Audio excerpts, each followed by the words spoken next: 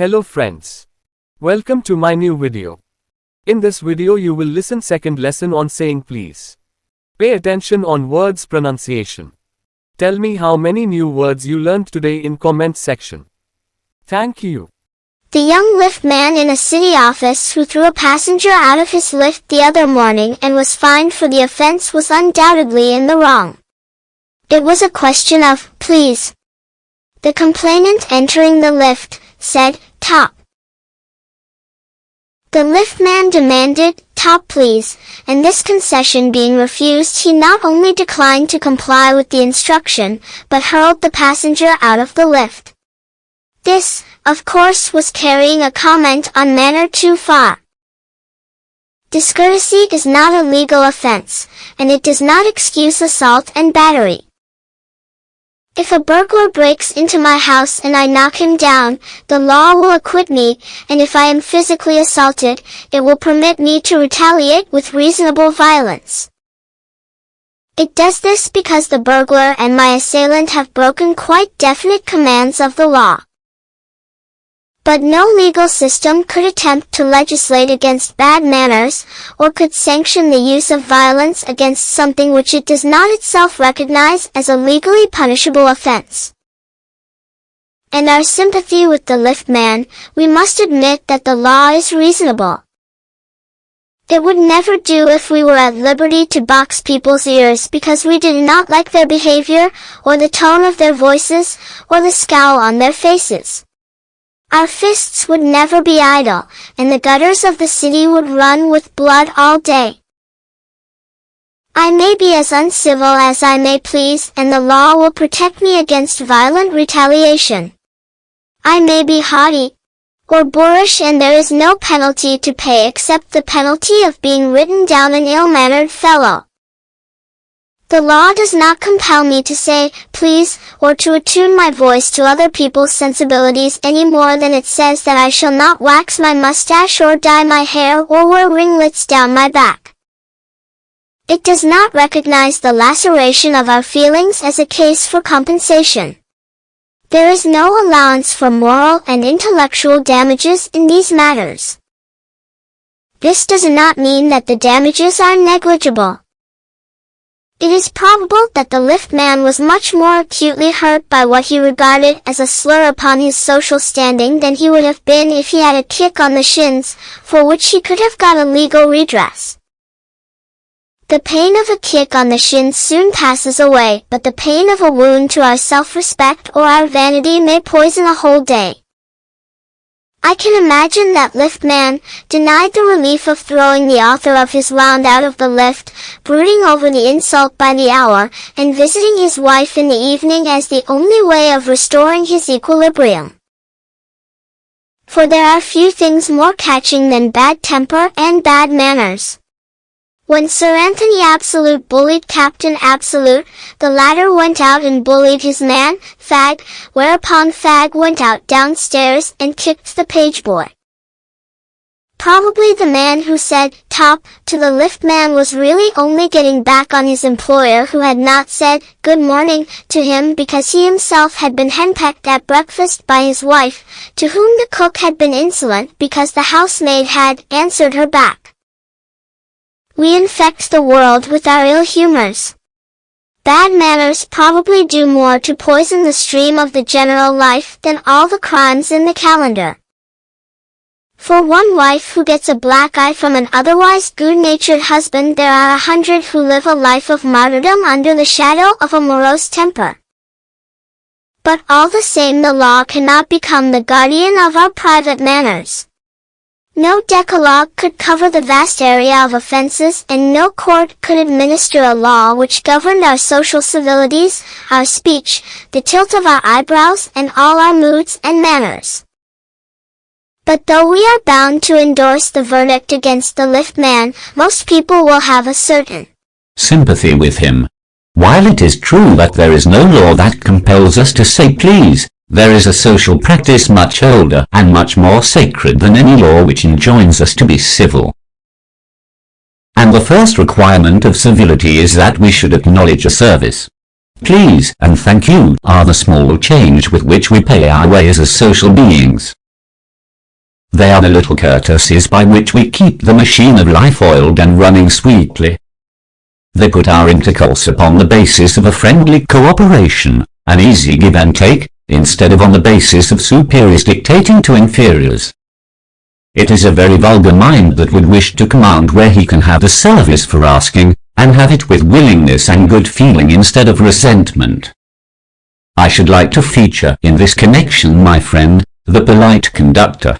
By this discriminating title I do not intend to suggest a rebuke to conductors generally. On the contrary, I am disposed to think that there are few classes of men who come through the ordeal of a very trying calling better than bus conductors do. Here and there you will meet an unpleasant specimen who regards the passengers as his natural enemies, as creatures whose chief purpose on the bus is to cheat him, and who can only be kept reasonably honest by a loud voice and an aggressive manner. But this type is rarer than it used to be. I fancy the public owes much to the Underground Railway Company, which also runs the buses, for insisting on a certain standard of civility in its servants and taking care that standard is observed. In doing this it not only makes things pleasant for the travelling public, but performs an important social service. It is not, therefore, with any feeling of unfriendliness to conductors as a class that I pay a tribute to a particular member of that class. I first became conscious of his existence one day when I jumped onto a bus and found that I had left home without any money in my pocket. Everyone has had the experience and knows the feeling, the mixed feeling, which the discovery arouses. You are annoyed because you look like a fool at the best and like a knave at the worst. You would not be at all surprised if the conductor eyed you coldly as much as to say, "Yes, I know that stale old trick. Now then, off you get." And, even if the conductor is a good fellow and lets you down easily, you are faced with the necessity of going back, and the inconvenience, perhaps, of missing your train or your engagement. Having searched my pockets in vain for stray coppers, and having found I was utterly penniless, I told the conductor with as honest a face as I could assume that I couldn't pay the fare, and must go back for money. "Oh, you needn't get off, that's all right," said he. "All right," said I, "but I haven't a copper on me." "Oh, I'll book you through," he replied. "Where do ye want to go?" And he handled his bundle of tickets with the air of a man who was prepared to give me a ticket for anywhere from the bank to Hong Kong. I said it was very kind of him, and told him where I wanted to go, and as he gave me the ticket I said, "But where shall I send the fare?" "Oh, you'll see me someday all right," he said cheerfully. He turned to go. And then, luckily, my fingers, still wandering in the corner of my pockets, lighted on a shilling and the account was squared. But that fact did not lessen the glow of pleasure which so good-natured an action had given me. A few days after, my most sensitive toe was trampled on rather heavily as I sat reading on the top of a bus.